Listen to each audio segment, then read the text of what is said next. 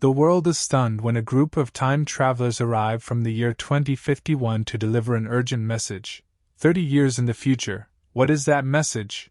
We'll find at today's explanation of The Tomorrow War. The film opens in Miami Beach as Dan Forrester and a number of other soldiers fall from the sky amidst a devastated landscape. Dan lands in a pool alongside other people, who continue falling. Jump back 28 years earlier to December 2022. Dan is a biology teacher that lives with his wife Emmy and daughter Murray. At a Christmas party, Dan is waiting to hear back about a job at a research institute. He gets a phone call informing him that they have picked someone else for the position. As he goes back inside to watch the World Cup with his family, the arena suddenly has some kind of wormhole open up, with several soldiers from the future coming out before the confused viewers. A female soldier, Lieutenant Hart, announces to everyone that in 30 years' time from that moment, humanity will be wiped from the face of the earth due to an overwhelming alien invasion. The hope is to recruit anybody they can to jump to the future and prevent humanity's extinction. A year later, riots and anti-war protests have gone on as the draft has been happening since the initial announcement, and there have been more casualties than anything. Hope for the future continues to dwindle. Dan is later called to report for a draft. After undergoing evaluation, he learns that he meets the qualifications because he has already died between the present and the time leading up to the invasion. He has a device placed onto his arm that will aid him in time jumping. It is also revealed that Dan was a squad leader in Iraq 15 years earlier. Given 24 hours to settle his affairs, Dan goes to Emmy's job where she works as a therapist for people who return from the draft. Emmy tells Dan that there is one person who can help get the family to safety, but it is Dan's estranged father James, whom he resents for abandoning him and his mother a long time ago.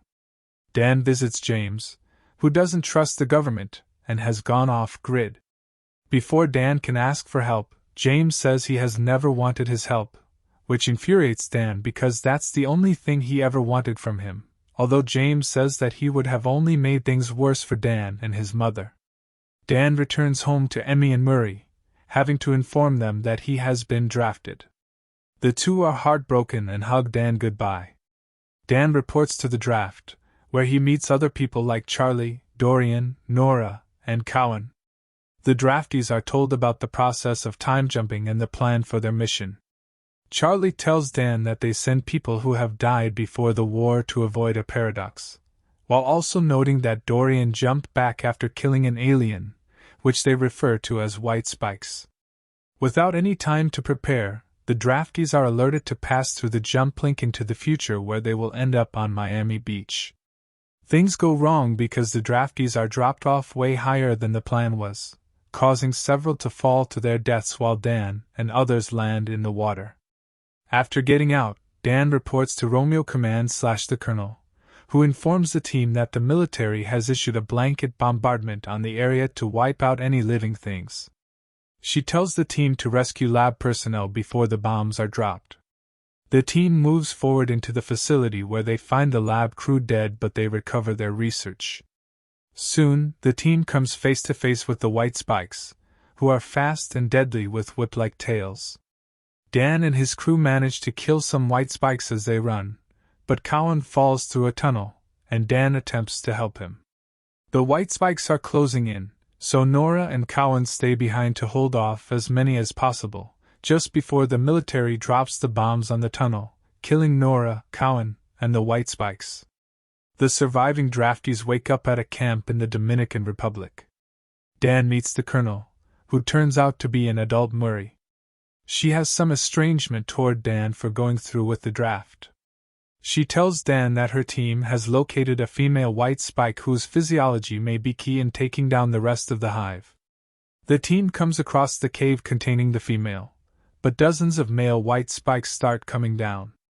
Some get shredded by chopper blades while the soldiers continue to fight them off. The team manages to cage the female, albeit with Dan nearly compromising the mission to save Murray. She reprimands him, and then reveals to him that he died 7 years after the draft in a car accident, and Murray witnessed his final moments, all of this being after he returned from the draft and became disillusioned and left his family, hence her estrangement toward him. The team brings the female back to an oil rig where the jump link is so that they can produce a toxin from the female's blood that will wipe out all the white spikes. Soon, many more aliens overrun the base and attack, leading to another ferocious battle. The time in the jump link is about to expire, and the female white spike breaks free. The female attacks and causes the bridge to collapse with Murray on there. Although Dan tries to save her, she lets go so that she and the female can die while Dan and the surviving draftees return to their present year.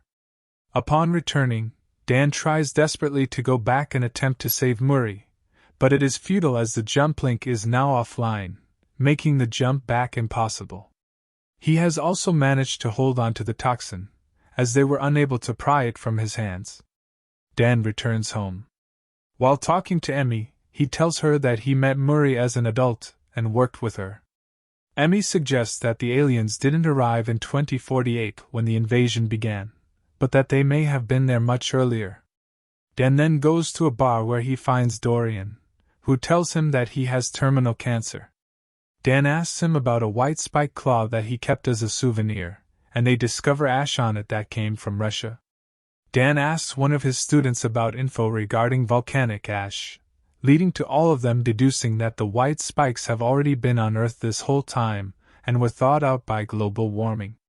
Dan, Charlie, and Dorian attempt to get help from a government higher-up to allow them to take on a mission to Russia, but he denies them. Dan then goes to James for help, and they, along with the other soldiers, make it to Russia and discover the site of the frozen white spikes. It turns out that the ship they came in on was not theirs, but rather to a different species that was carrying the white spikes as cargo to eliminate other planets. They proceed to inject the toxin into the white spikes, but the aliens wake up and begin to attack. After an intense battle, Dorian sacrifices himself to obliterate the white spikes with a bomb.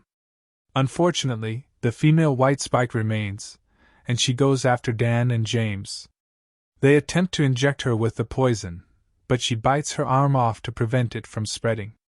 After beating it further, Dan shoves the toxin into the female's throat and knocks her off a cliff where she splatters, officially ending all the white spikes for good.